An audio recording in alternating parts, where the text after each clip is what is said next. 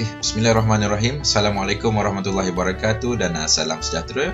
Saya Muhaimin Hakim Abdullah dari Jabatan Sains Sosial Pusat Pengajian Umum dan Co-Curriculum ITHM. Dan hari ini saya bersama-sama dengan pelajar saya membangunkan satu media berbentuk dokumentari berkaitan dengan salah satu subtopik dalam khusus kenegaraan dan pembangunan mutakhir Malaysia, iaitu dalam topik warisan dan perkembangan kerajaan tradisional.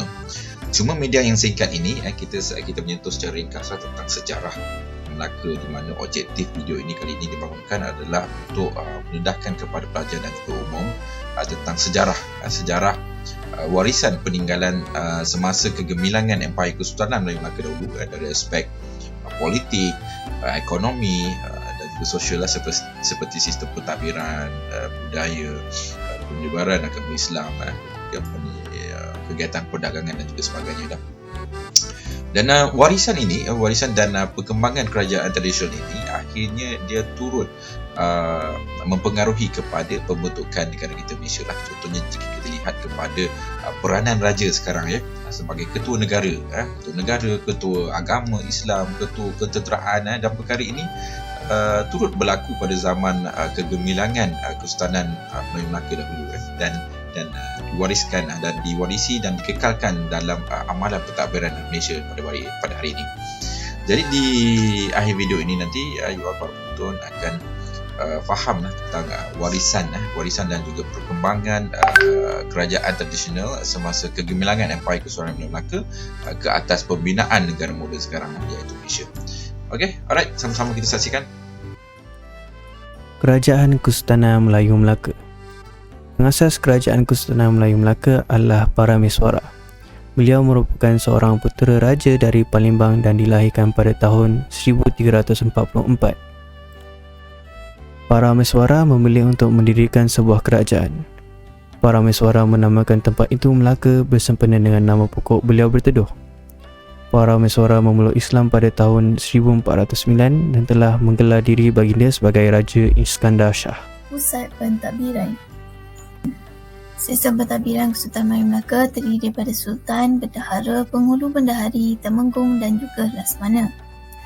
Sistem pentadbiran Kesultanan Melayu Melaka, kedudukan tertinggi, Raja atau Yang di-Pertuan. Apabila pemerintah memeluk Islam, penggunaan ditukar kepada Sultan dengan gelar Shah. Sistem pemerintahan Raja Mutlak, kedudukan dan hak Raja tidak boleh dipersoalkan. Konsep yang diguna pakai hak setia, derhaka, daulat, tulah dan juga nombat. Air sekali ialah peringkat sistem pentadbiran Kesultanan Melayu Melaka, iaitu terdiri daripada dua, iaitu pentadbiran pusat dan juga peringkat jajahan. Pusat Kemasyarakatan. Istana Kesultanan Melayu Melaka. Istana Kesultanan Melayu Melaka berperanan sebagai pusat pengembangan bahasa, kebudayaan dan kesusasteraan. Bahasa Melayu menjadi bahasa utama pertuturan dan bahasa perdagangan rakyat Melaka.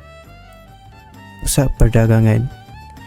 Tommy Pieres, iaitu seorang pegawai Portugis yang ditugaskan di Timur, mencatatkan bahawa negeri Melaka tersangat masyhur dan berfaedah sehingga pada pendapat saya tidak ada bandingannya di dalam dunia.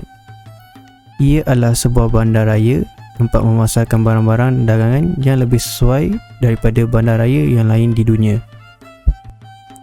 Perdagangan merupakan kegiatan ekonomi utama masyarakat Melaka. Kecekapan dan kemajuan perdagangan mewujudkan ekonomi lebihan. Tugas Syah Bandar adalah menguruskan pelabuhan yang baik. Telah wujudnya sistem kerah, ufti, hutang, cukai, pengawalan keluaran pertanian dan hasil bumi. Termasuk juga pengalalan sistem mata wang, laut, sungai, lorong dan denai. Ini merupakan kaedah perhubungan perdagangan di Kerajaan Melaka. Jalan perdagangan Melaka Pahang adalah melalui Sungai Muar, Sungai Pahang dan Sungai Serting selain jalan laut. Sebelum kemunculan Kesultanan Melayu Melaka, kerajaan awal yang menerima pengaruh Islam di alam Melayu adalah Samudra Pasai dan Perlak. Pada penghujung abad ke-14, Islam dibawa masuk ke Melaka oleh pedagang Islam dari Arab, Gujarat, Perlak dan Pasai. Islam diisytiharkan sebagai agama rasmi semasa pemerintahan Sultan Muzaffar Shah, iaitu pada tahun 1445 hingga 1459 dan menjadi tumpuan pendakwah. Melaka memutuskan pendakwah ke Sumatera, Pulau Jawa, Kalimantan dan Filipina. Pada abad ke-15, Melaka telah menjadi pusat pengajian dan penyebaran Islam di gugusan Kepulauan Melayu. Islam mempengaruhi penyusunan undang-undang iaitu Hukum Kanun Melaka dan Undang-Undang Laut Melaka. Seterusnya adalah ringkasan sosio-politik. Yang pertama adalah masyarakat Melayu dianggap sebagai masyarakat yang mudah. Yang kedua adalah raja ataupun sultan adalah penting. Sultan ataupun raja berperanan dalam melantik pembesar yang berkelayakan untuk menjalankan pentadbiran. Selain daripada itu, raja ataupun sultan juga berperanan dalam menjalankan hubungan diplomatik dengan kerajaan lain dan menerima kunjungan pedagang asing. Seterusnya adalah konsep naungan digunapakai. Konsep naungan ini digunapakai sebelum wujudnya sempadan politik. Yang keempat, struktur politik terbahagi kepada negeri, daerah, jajahan dan kampung. Selain daripada itu, raja dan sultan akan mengetuai pemerintahan, peperangan, kebajikan dan hubungan luar. Akhir sekali, Undang-Undang Kesultanan Melayu adalah dipengaruhi melalui adat Temenggung, adat Perpati dan juga agama Islam. Faktor yang seterusnya adalah faktor kegemilangan, iaitu politik dan pentadbiran. Melaka mempunyai hubungan diplomatik dengan China dan bahasa Melayu menjadi lingua franca dan sistem pembandaran yang tersusun.